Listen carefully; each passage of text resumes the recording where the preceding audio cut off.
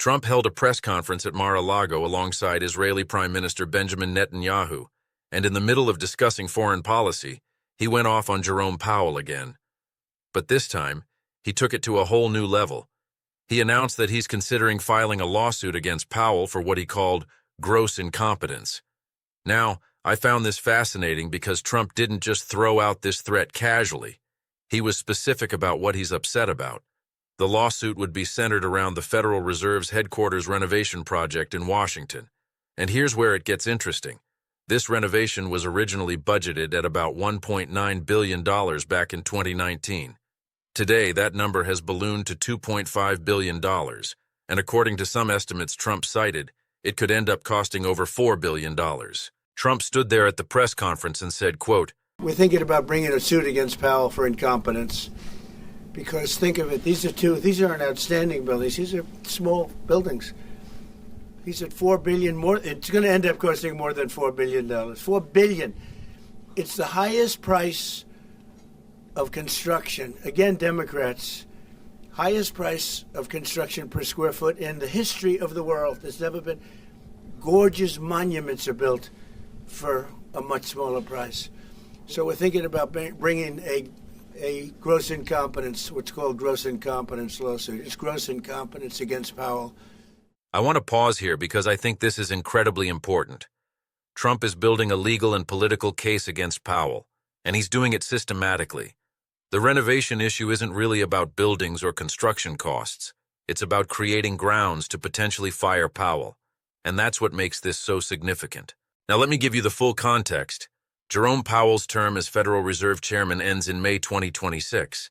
That's only 5 months away. Trump has repeatedly said he'd love to fire Powell, but he's acknowledged they're so close to the end of his term that it might not be worth the political and economic fallout. But here's what he said yesterday that really caught my attention, and I found this in the reporting. I would fire him. I'd love to fire him. But we're so close, you know. But maybe I still might. Maybe I still might. Think about that. The president is openly threatening to fire the chairman of the Federal Reserve just months before his term ends anyway. This tells me Trump is either incredibly frustrated or he's trying to send a message to whoever comes next. And speaking of who comes next, Trump said he'll announce his nominee for the next Fed chair in January. According to multiple reports I've been reading, the race has essentially come down to what Trump called the two Kevins. Kevin Hassett, who currently serves as the director of the National Economic Council, and Kevin Warsh, who's a former Fed governor. From what I've found, Hassett was initially the frontrunner. He's been incredibly loyal to Trump. He served in the first Trump administration, and he's publicly advocated for aggressive rate cuts. But here's where it gets interesting. In recent weeks, there's been significant pushback against Hassett from people close to Trump. The concern, according to sources speaking to CNBC, is that Hassett is seen as too close to the president. That might sound counterintuitive, but think about it. If the markets believe the new Fed chair is just a puppet of the White House, that could cause serious economic problems. This is where Bank of America CEO Brian Moynihan comes into the story, and I think his warnings deserve serious attention. Moynihan went on Face the Nation recently, and I found his comments really striking. He warned that the market will punish people if we don't have an independent Fed, and everybody knows that. I found this particularly striking because Moynihan wasn't just making a theoretical argument. He was warning about real economic consequences. Think about it. The Federal Reserve's credibility is built on its independence. When investors around the world make decisions about U.S. bonds, about the dollar, about investing in American markets, they do so with the assumption that the Fed is making decisions based on economic data, not political pressure. If that assumption breaks down, if the markets start to believe that the Fed chair is taking orders from the White House, we could see serious problems. Interest rates on government bonds could rise because investors would demand higher returns to compensate for the increased risk. The dollar could weaken. Inflation expectations could become unanchored. Moynihan also made another point that I thought was really insightful. He said there's too much fascination with the Fed right now.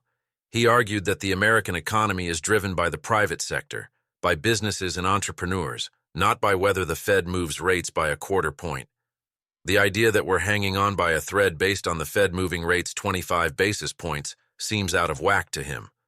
I think he has a point, But I also think Trump's pressure campaign has made it impossible to ignore the Fed. The president has turned monetary policy into a daily political battle, and that's fundamentally changed the conversation. Now let me get back to this renovation controversy because I think it's important to understand what's actually happening here. The Federal Reserve is renovating two historic buildings in Washington. The Mariner S. Eccles Building, which is the main Federal Reserve headquarters on the National Mall, and the Federal Reserve East Building. These buildings were constructed in the 1930s and have never been comprehensively renovated since then. The Fed says the buildings contain serious safety issues. We're talking about asbestos, lead contamination, and mechanical systems that are nearly a century old. The Fed says the renovations are necessary to bring the buildings up to modern code and to make them safe for employees. I found that the cost overruns are due to what the Fed calls unforeseen conditions. They discovered more asbestos than anticipated, toxic contamination in the soil, and a higher water table than expected. They also point to pandemic-era inflation, supply chain disruptions, and rising labor costs. But here's what I find really interesting. During the first Trump administration, I found that Trump appointees to the U.S. Commission of Fine Arts required the project to use more white marble instead of glass. This was apparently to align with Trump's preference for neoclassical architecture in federal buildings. This marble comes from Georgia and is extremely expensive. It's the same marble used in the U.S. Capitol. So in a weird way, Trump's own architectural preferences may have contributed to the cost overruns he's now criticizing. I found that ironic. Trump and his allies have seized on this renovation as evidence of wasteful spending. They've claimed the project includes extravagant features like rooftop gardens with Italian beehives, VIP elevators, and luxury dining rooms. Powell has strongly denied these claims. I found that he testified before Congress saying there's no VIP dining room, no new marble. They took down the old marble and put it back up. No new water features, no beehives, and no roof terrace gardens. The Fed even published a virtual tour of the construction site to prove their point. But the damage to Powell's reputation has already been done in the court of public opinion, at least among Trump supporters. I want to step back and look at the bigger picture here. What's really happening is a fundamental challenge to Federal Reserve independence. The Fed was designed to be insulated from short-term political pressures. The chairman serves a 4-year term and can only be removed for cause, which legal experts interpret to mean malfeasance or serious dereliction of duty. This independence is crucial because monetary policy often requires making unpopular decisions. Sometimes the Fed needs to raise interest rates to fight inflation, even if that slows economic growth in the short term. Politicians naturally want low interest rates because they stimulate the economy and make voters happy. But if the Fed just did whatever politicians wanted, we'd likely end up with runaway inflation. Trump has never accepted this arrangement. Throughout his first term, he repeatedly attacked Powell for not cutting rates fast enough. He called him names like moron and numbskull. He even nicknamed him Too Late Powell. And he seriously considered firing him in 2019, though he ultimately backed down. Now we're seeing round 2, and Trump is being even more aggressive. He's not just criticizing Powell's monetary policy decisions. He's trying to build a legal case for removal based on the renovation project. Here's what I find concerning about this approach. Even if you think Powell has mismanaged the renovation, even if you think the costs are too high, using that as grounds to fire the Fed chair would set a dangerous precedent. It would tell future presidents that if they don't like the Fed's policy decisions, they can look for some administrative issue to justify removal. Trump has also been remarkably open about what he wants from the next Fed chair. I found his comments to the Wall Street Journal where he said the Fed chair should consult with the president about interest rate decisions. He said that typically that's not done anymore, but it used to be done routinely, and it should be done. He added that he's a smart voice and should be listened to. When asked what interest rate level he wants 1 year from now, Trump said 1% and maybe lower than that. For context, rates are currently at 3.5 to 3.75%. The Fed has been cutting, but they've signaled they plan to cut very slowly in 2026 because inflation is still above their 2% target. Trump also told reporters that anyone who disagrees with him will never be Fed chairman. Let that sink in. He's saying that disagreement with the president is a disqualifying factor for leading the Federal Reserve. This brings us back to the Kevin versus Kevin race. Kevin Warsh has apparently been gaining ground recently. He met with Trump last week, and the president seemed impressed. Warsh has experience both in the private sector and at the Fed. He was a Fed governor during the financial crisis, and he's been critical of the Fed's handling of inflation. I found in prediction markets that Warsh now has about a 47% chance of getting the nomination, while Hassett has dropped to about 41%. What's interesting is that even though both men are considered relatively dovish on interest rates, meaning they favor lower rates, Warsh is seen as more independent-minded than Hassett. J.P. Morgan's CEO, Jamie Dimon, apparently signaled support for Warsh at a private event, and that seems to have influenced Trump's thinking. Dimon's view matters because he's one of the most respected figures on Wall Street, and the markets would likely react positively to a Warsh nomination. But here's my concern. Even Warsh, who has more Fed experience and independence credentials than Hassett, would be coming into the job under enormous pressure from Trump. The president has made it crystal clear that he expects rate cuts, and he expects consultation on policy decisions. How much independence could any Fed chair really have in that environment? There's also the question of Powell's future beyond May 2026. His term as chair ends then, but his term as a Fed governor doesn't expire until 2028. Powell hasn't said whether he'll stay on the board after his chairmanship ends. If he does stay, he would deny Trump the ability to appoint another new member to the board, which has 7 seats. This is actually a pretty clever move if Powell decides to do it. It would preserve some institutional memory and independence on the board. But it would also probably infuriate Trump, who would see it as Powell deliberately blocking him. I want to talk about the Supreme Court's role in all of this because it's crucial. The Supreme Court ruled in 1935 that Congress can limit the grounds on which the president can fire members of independent federal boards. This precedent has been reaffirmed multiple times. More recently, in May 2025, I found that the Supreme Court allowed Trump to fire members of federal labor boards, but it specifically exempted the Federal Reserve. The court called the Fed a uniquely structured quasi-private entity that follows in the distinct historical tradition of the first and second banks of the United States.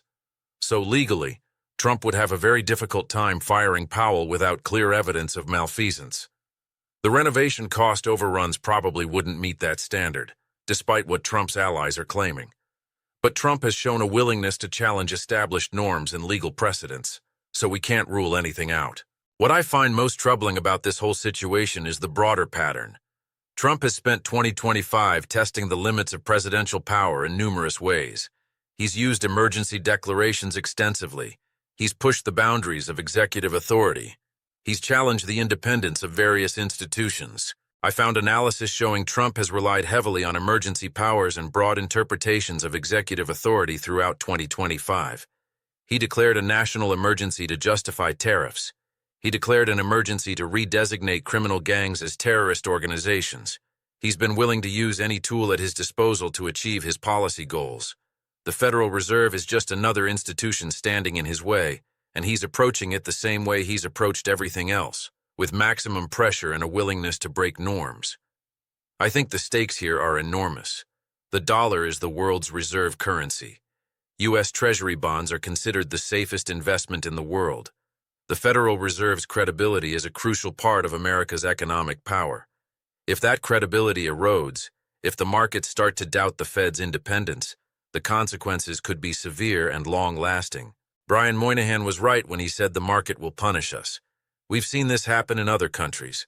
When central banks lose their independence and become tools of political leaders, inflation often spirals out of control. Currencies collapse. Economic crises follow. Now, I'm not saying that's definitely going to happen here. The U.S. has strong institutions and a deep, liquid financial market, but we'd be foolish to think we're immune to these risks. Let me also address the political dynamics here. Trump's approval ratings have been declining since he took office, and polls show that a majority of Americans think he has too much power. I found a Quinnipiac poll from mid-December showing that 54% of voters think Trump is going too far in his authority claims. The 2026 midterm elections are coming up, and Democrats are hoping to retake the House. If that happens, Trump could face real oversight and pushback against his expansion of executive power. But until then, he has a relatively free hand, at least on the executive side. Republicans in Congress have been largely silent on the Fed independence issue. They're not pushing back against Trump's attacks on Powell. Some Republican senators have even joined in, questioning Powell about the renovation costs during congressional hearings. This tells me that the Republican Party has fully embraced Trump's approach to governance, which includes challenging independent institutions when they don't do what he wants. I want to circle back to the renovation issue one more time because I think there's an important detail that hasn't gotten enough attention. Jerome Powell actually asked the Fed's Inspector General to conduct a review of the project back in July. He did this proactively, before Trump ramped up his latest attacks. This suggests to me that Powell is trying to be transparent and accountable. He's not hiding anything. He's welcoming oversight. But it doesn't matter because Trump has already decided the renovation is evidence of incompetence. Powell also pushed back directly when Trump claimed the renovation would cost over $4 billion.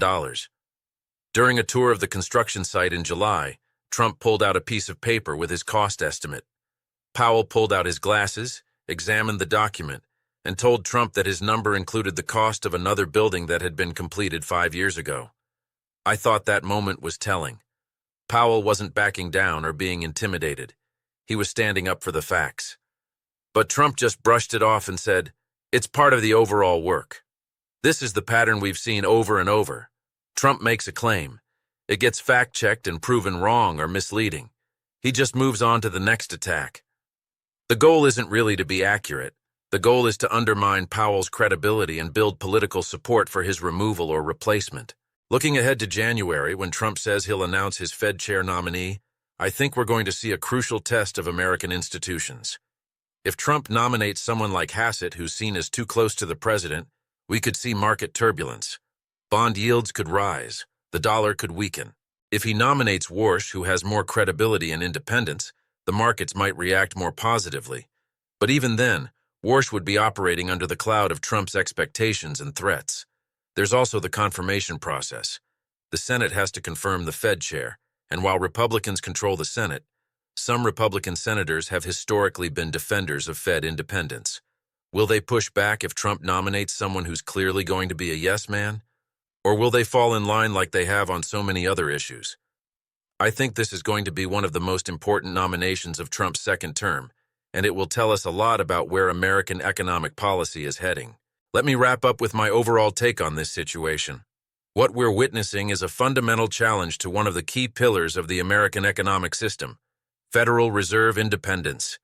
Trump is using every tool at his disposal, legitimate and otherwise, to pressure Powell and set the stage for a more compliant Fed chair. The renovation controversy is just a pretext. The real issue is that Powell hasn't cut interest rates as aggressively as Trump wants.